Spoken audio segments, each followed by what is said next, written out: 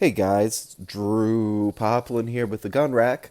We're having a little bit of a different episode, so kind of in lieu of talking about our normal, firearms technology stuff and the Drew's clues and the tales from the range.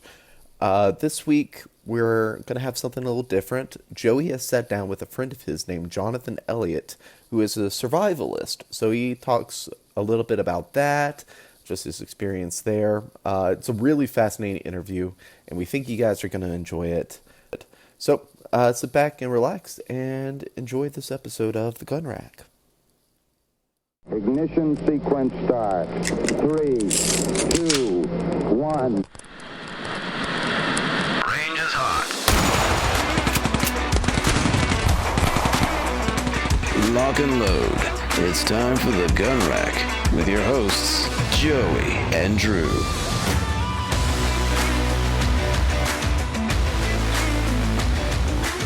Okay, everyone. So I am here with a friend of mine, Jonathan Elliott, and he is not only someone who enjoys the world of firearms technology that we do over here at the Gun Rack.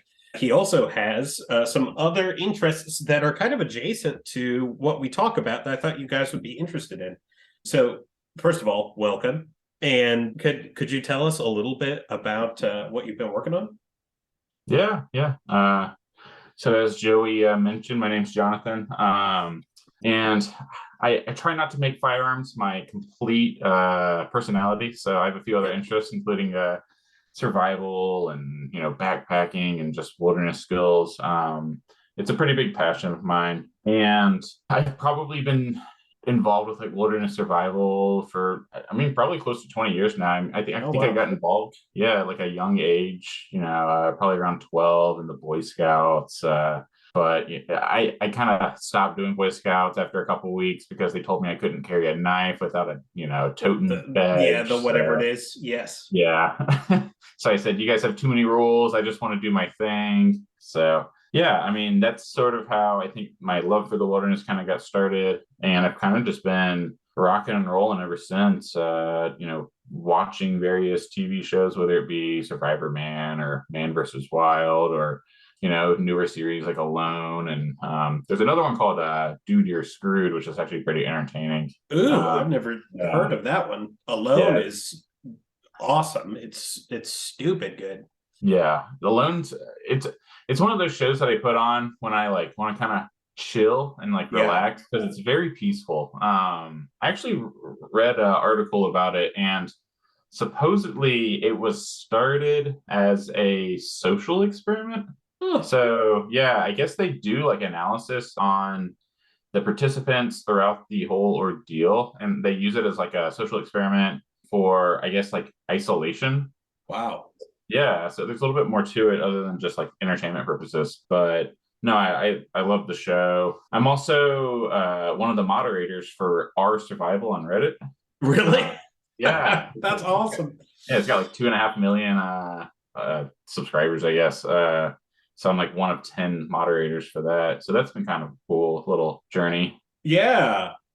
That's so cool. So how busy does that keep you? I have to imagine they're posting stuff all the time over there. Yeah, I probably check it daily just to, weed through like posts that don't, have anything to do with the forum. We have a lot of like tools that do like auto blocking for us when it's like, occasionally you get messages from people like bickering in the comments, and we occasionally have to ban people, but it's not too bad. It's fun. I recently got a message from I guess Les Stroud over at Survivor Man he's creating a video game. Ooh, very nice. Yeah. Virtual reality too. Yeah. I like that. Yeah. And I guess the team that's been working on that like contacted the forum to kind of promote the game. And it was sort of like if you guys want to ask Les any questions, like, shoot. So it was kind of cool. I get to chat back and forth with them and kind of ask Les Stroud a few like personal questions and stuff. So yeah. It's got its perks. Yeah, that's pretty sweet. So you've been working on kind of survival stuff, wilderness survival stuff. Yeah. What is kind of the most challenging event you've ever put yourself up against in that sphere? Yeah. So I've always wanted to do, all right, like everybody kind of, if you're into survival or like wilderness or even like firearms and stuff, like that kind of stuff, you always kind of like, man, there's always that like, little monkey thought in the back of your head where you're like, man, I wonder what it'd be like if I were like in a survival situation. Like, what would I do? Get stranded on an island or, I'm stranded in the mountains for the weekend, like, what do I do? And we kind of live in the Southeast, so it's not exactly the most rural of area. You walk a mile or two and you're probably going to hit a road at some point. It's not like out in the Rockies. I mean, I've been all out west, and you can get pretty wildernessy out there, where you might not see anybody for a while. So it's not like you're going to really be placed in a situation for more than 72 hours at most. So it's like, I think it'd be kind of fun to do some sort of scenario class. And if you've ever heard of Randall Adventure and Training, I think I've heard of it. Yeah. Yeah, they own the SC Knives brand. Okay. Same company, except it's their training side of it. But they do a class called Field Survival, supposedly one of their hardest classes. And they do like, wilderness survival, bushcraft skills, different like tracking courses. It's all down in Alabama. And so I was like, Field Survival, that sounds cool. It's a 72-hour scenario. You only get to bring a knife. I think it's like a knife, a compass, a ferro rod, like the clothes you're wearing, and like a water bottle. I think that's it. There may have been like one more item. Oh, some like pace speeds. But that's essentially all you get, and it's 72 hours, and you're basically like going through a survival scenario. You don't get to bring your phone or anything like that. No flashlights. There's no food. It's like none to little food. They basically put you through like all these like exercises and stuff to kind of get you in that like as if you kind of crashed and like your heart rate's up and you're exhausted and all this, like you're stressed out. So they do that right when you first get there, and it's a ton of PT. And then you're like in a class with like 10 other people, and they essentially keep you awake for 72 hours. And you're just like running through the woods, completing challenges, trying to like do these different things, like, make fires and shelters. And, we had to build a raft to get across a lake out of just the materials we could find. It was really cool. The hardest thing was probably, they had like a litter basket, which is what you carry like patients in, like during mountain rescues. Sure. Yeah. We had to carry that through the woods, probably around like 2 a.m. in the morning. It's like pitch black, one headlamp, the battery's dying. And we have to keep a course that they gave us, because a big part of the course is like navigation. So we're basically trying to like navigate through the woods at night, running through poison ivy while carrying 600 pounds of gear that they've loaded into this like litter basket. Yeah. And there's like, like 4 guys on each side, and it's just the worst terrain you can think of. And man, it was exhausting. There was only one point I thought I was like, gonna quit, but I ended up making it through. Nobody quit, luckily. But man, it was probably one of the hardest things I've done, but it was probably the most accurate thing I can think of in terms of like a survival situation and, that kind of mentality. So I would recommend it for anybody who's like interested. Yeah. How long ago was that? That was in I take that back, May of this year. So it was May this year. It wasn't that hot. It got a little chilly at night, but man, the poison ivy is no joke in Alabama. Yeah. Alabama's no joke, just on principle. Right. So, have you, that's about as intense a thing as I could think of. Yeah. Yeah. Is there have you done anything that's like an extended period of time that you've had to navigate? I wouldn't say generally when I go camping or backpacking, I tend to do shorter trips. I think the longest I've done was probably like 4 or 5 days. Oh, okay. Yeah, like through Limble Gorge. It's a pretty tough hike in, but once you get up to the rim, it's not that tough of a hike. Yeah, that's probably the longest trip, but I've never done anything like crazy, like long, like, 2-3 weeks, 40 plus miles. Yeah. Yeah, I unfortunately enjoy comforts. Yeah. So I don't mind putting myself in uncomfortable situations, but if I can choose, I try to pick the more comfortable outcome. Yeah. But I've done a lot of hiking out west, whether it be like Yosemite or Yellowstone, like Zion National Park, Grand Canyon, all that kind of stuff. I mean, I've done like, long distances, but they're usually like, one day. It's like, you'll do like Sure. 20 miles in a day or something. But yeah, I will say the coldest I've ever been was a friend of mine and I went camping. I think it was January. It was like maybe in like 2015. We went camping on this mountain, and we probably should have thought about it. We got the permit. Nobody else had gotten any permits, and we got out there. We were the only ones. And I looked at the weather forecast. It was going to get chilly. We were knowing it was going to get cold. I think it ended up getting to 3 degrees. Yeah. We were like, oh, we don't need a tent. We'll just do the tarp thing because it's not going to rain. Oh, boy. Yeah. So 3 degrees. Sleeping bags probably weren't where they needed to be.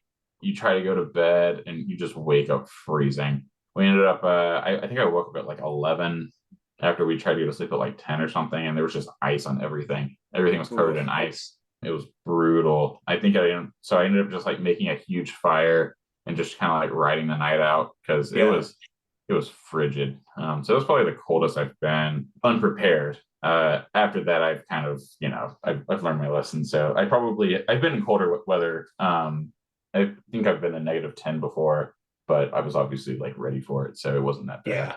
Yeah.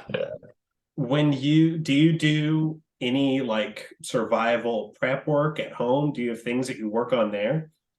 Yeah, that's probably a huge passion of mine. I love digesting survival books, manuals. I love reading stories about survival. Les Stroud's actually got some pretty cool books that have like a compilation of different survival stories, and he kind of gives his intake on them of like real world things. But I think a big passion of mine is actually building survival kits. Really? Yeah. So I've been building them for many years. I have found ways to fit things in places that you wouldn't think you could get. Yeah. So I think I sent you a post on Reddit. Yeah. So that was one of mine, and it's a pretty small kit. You can fit in your back pocket if you have large jeans, and it's got pretty much everything you need. Shelter, water, fire, tools, first aid, everything that you could need in like a 72 to 96 hour scenario. And it's a pretty compact kit. I've actually gotten quite a few requests on selling them, but man, they're going to be so expensive. Yeah. Because it's like when I build my kits, I use like the highest quality of everything. Sure. I don't want to cheap out on, my life. So I generally when I put them together, I take things that I have that I've collected over the years, and I take the best, this is the highest quality multi-tool, and this is the best fire starter that I can find, and so on and so forth. And I think I totaled it up. It was like over $400 of stuff in this small kit. And I was like, if I'm going to sell them, they're going to be like $600 plus. Yeah. So, because I got to make a return on investment. So, if people are still interested, I'm down to make them. But, kits that range from that kind of size to little tiny pocket kits that you can slide in your front pocket. That'll pretty much give you the basics. And, one of my buddies basically said, he's like, one of the most relaxing things I've ever done is just sit down and watch you put together a survival kit. It's like the way you find the way you put things together and use your visual sort of reasoning and problem solving is it's crazy how much stuff you can get into this tiny little space. I was like, I don't know, I just find it enjoying. The freaking opposite, dude. Yeah. I'll open up a tent and I set it up and I'm like, this is never going back in that bag, dude. There is an unpacked tent in my car right now. I wish that was not true for that very reason. I envy that. Spatial reasoning is hard, and it's very difficult to learn. It's just kind of something that some folks seem to have. Yeah, I'm responsible for packing the car when it comes to trips and suitcases, and I always figure out ways to get things in places that they probably shouldn't be, but it always works out. So you've got this. I mean, I didn't realize when you showed me the pack that it was that small. Good Lord. Oh yeah. I mean, I have it right here. I mean, obviously people who are listening to this won't be able to see, but I mean, this is the size you can see compared to my hand. So it's probably it's probably 7 inches by 4 or 5, something like that? Yeah, it's about that size, and it's like 2 inches thick. So everything's in that kit, and then I have Incredible. this smaller one. It's pocket sized. This is a tiny Solcoa 10 that they sell. I mean, these boxes are pretty expensive. They're like machine milled, like aluminum. I think this was like, I think $40 just for the box. Oh, dang. But it's the same box that apparently the Navy SEALs use for their kits. So Oh, that's cool. Yeah. So not that I'm like, oh, Navy SEALs, Yeah. But in this box I custom made because I couldn't find a container that I liked. So You made it? yeah. So it was like a very tall mess tin. Mm-hmm. So it was probably like that thick originally. And it was like the perfect size this way. And I was like, but it's way too thick. So I was like, all right, I bet I can like cut the lips on the top and the bottom because there was a ridge that like prevented it from like going together. So I was like, all right, I'll cut that out. I like took a razor blade and kind of scored it multiple times. And then eventually like it just popped off. And then I was able to like kind of squish them both together to basically like where they're overlapping exactly. So yeah, I kind of made like a custom 10. Wow. And I actually quite a few requests on the post, like, how did you make the box? So. Yeah. Yeah, that would not occur to me in 1,000 years. That's pretty sweet. So I like making custom kits, custom gear, that kind of stuff. I'll usually try to like craft something if I don't have it or I can't find it.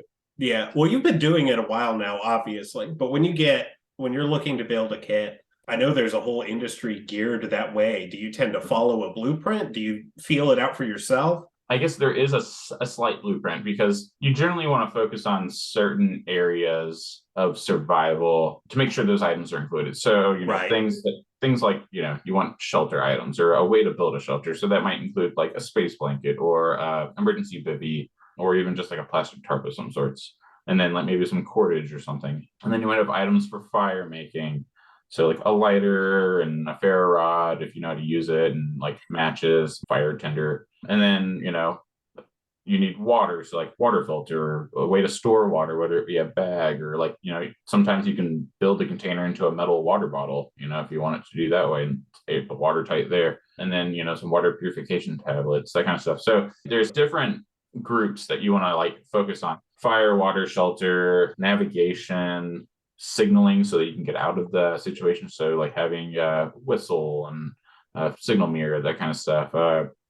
And then tools, whether it be like a knife or a multi-tool, some repair items like 550 cord, wire, duct tape's always great to have, and you can find a million uses for duct tape. So there's like, a blueprint that you kind of follow. And then you kind of want to think about, okay, how big do I want the kit? What kind of size container am I going to put it in? How am I going to carry it? So if you're thinking like, I want to be able to have it on me all the time, so maybe pocket size, you might take something like this and you can hit all those key items minus maybe shelter, but you're going to have a smaller amount of them. You got to really look for smaller versions of everything. So instead of putting like a full size big lighter, you got to put a big mini in there. And like, you probably won't be able to put a full thing of matches in there. You can only do maybe like 12, 15. And so you kind of have to like reduce and just kind of figure out like, and generally when things get smaller, they get more expensive. Yeah. Because, oh yeah. It costs more to make smaller items than it is, big cheap items. But yeah, I mean, so if you're looking at like, I want a tiny kit, then you're gonna have to do smaller items and you kind of have to like limit what you have. But if you're like, hey, I'm gonna have a backpack with me all the time, or like a fanny pack or something, I don't really care if it's a rigid container, then, you can obviously get more stuff in there and get redundant items, larger items, that kind of stuff. So yeah, I would say there's a blueprint there. I did create a list. So what I did was I wanted to figure out what maybe the ultimate survival kit would be. So I've collected books, articles, all sorts of different military manuals, like survival manuals of all sorts over the years. And I took the survival kit list out of every one of those, put them in an Excel spreadsheet, and basically just like removed duplicates. So that way it listed off, because a lot of people like they have the same things like, Sure, you need a light matches. So it kind of broke it down into like, this is exactly what, if you wanted to build the ultimate kit, this is everything you need on it. And it ranges from like, the military gave their input and like survival experts, and then just like general like survival-y people or articles or backpacking like kits on like this is the 10 essentials, that kind of stuff. So I have a pretty cool like list now that if you wanted to build like the ultimate kit, it basically would be what you need to put in that kit. It's actually kind of a neat list. So it kind of helps. Wow. That's pretty cool. Yeah. When you are building kits out, obviously you have an amount of time that you basically want to be, covered for when you build it. Do you normally just go for that 72-hour period? Do you make some of them bigger, smaller, even? I usually shoot for 72 hours. I mean, I've read a lot of articles. I've, listened to industry experts. I've talked to a lot of search and rescue people. And generally in the continental US, 72 hours is the max you'll probably spend. It. Yeah, like 3 days. If it's more than 3 days, you're probably in a pretty bad situation. You've hurt yourself, you're trapped somewhere, or you've gotten yourself really lost. I mean, like I said, in the Southeast, if you walk in one direction long enough, you're going to hit a road. Yeah. In a paved road at that. It might be a little different out in like, the Rocky Mountains or like some huge like national park or like BLM land area where, you're not going to see another person for quite some time. So, maybe if I lived out in that area, I would prepare for maybe, 96 hours, add a day on, or I might have different gear tailored to that because, out in those areas, you have a big bear and mountain lion issue. Yeah. So I might add a firearm to my survival kit, whether it be, like Glock and 10 millimeter or some sort of shotgun or something, or a 22 rifle, even that will help a little bit. But yeah, I mainly focus on that 72-hour window. I think that's probably a good window to think about. So if you're looking at 72 hours, focus on what you think you're going to need. Packing a bunch of food in is probably not necessary. Focusing more on shelter and fire and water. You have those three things, you're probably going to make it through. If you're warm and, you're not bleeding out and you're ingesting enough water, you're probably going to be okay for a couple of days. It's not impossible. I've done it before. So yeah. If someone is looking to get started in that space, what was kind of an entry level way to experiment with that? Yeah. So I would recommend maybe getting into backpacking a little bit. So if you're not even like familiar with the outdoors, I would say get started in camping, whether it be car camping or, going on a like 2-day or an overnight or 3-night trip, and just kind of getting used to being out in the woods. Because a lot of stuff that you do in survival is kind of just like a more permanent version of camping. You still got to start a fire. You still got to create your shelter and you got to feed yourself and find water. But, if you're used to that kind of stuff, like, okay, I've been camping, but I kind of want to get more into the survival side of things. I think looking at the 10 essentials list that's put out by the Mountain Wilderness Institute, I think that's what it is. So there's like the 10 essentials. It's basically like everything, the 10 items you should keep on your person when you venture out, even on a day hike. Yeah. And it's a simple list. They don't make it too difficult. And they even list out like, examples of things you should have. But if you want to get like real nitty gritty, then, the SAS survival guide is a great start for new people. It's packed full of information. John Lofty Wiseman is, he's known as like one of the fathers of survival, and he's done a lot of the military. He's written a lot of books for the military in terms of like survival. So I would say that's a great avenue to start with. And then if you, want to actually start trying out gear and like practicing, then go camping with the intent of sleeping in a tent, but then also, set up a shelter, make a debris shelter, try and start your fire with just your, flint and steel. Don't bring any, fire starters. Try to kind of do the things that you would do in a survival situation with the knowledge that you have an out. You can even try and set in a survival situation and try and sleep in it. And if you are just like super uncomfortable and it's awful, then go ahead and hop back in that tent and just get a good night's rest. But it kind of shows you what you need and what you don't need. Cool. That's great. Yeah. Oh, that's awesome. Have I missed anything of the big points in this space? There's been, I know I did camping a lot, in middle and high school. I did some reenactment camping, with flint and steel and tarps and misery. But it has been quite some time since I've been in this space. It's been fascinating. No, I love it. There are a lot of schools out there that you can do classes, like they have 1-day classes. There's a lot in North Carolina that you can actually do. I would recommend one of the better ones that, and I've been to it personally, is the Randall Adventure and Training School. They are known worldwide by many people.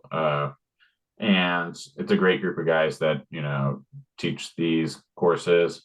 And, they even have, like, if you don't want to do field survival and, like, do it rough, they have a bushcraft class that basically allows you to go out there, learn the skills you want, but then, at night you get to, shoot the crap around the fire and hang out with awesome guys and camp out and, cook wonderful food and just, try out new knives and that kind of stuff.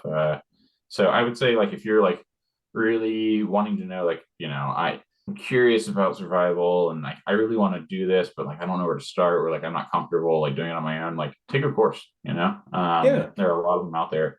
So just find a course that you like and try it out. Just do it.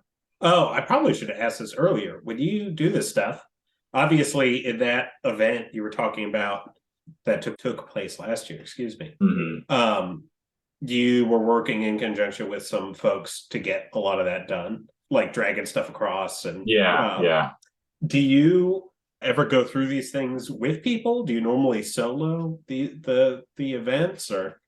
From what I've seen, a lot of the classes are group exercises. So I don't, at least when I was doing it in that course, it was primarily, a group event.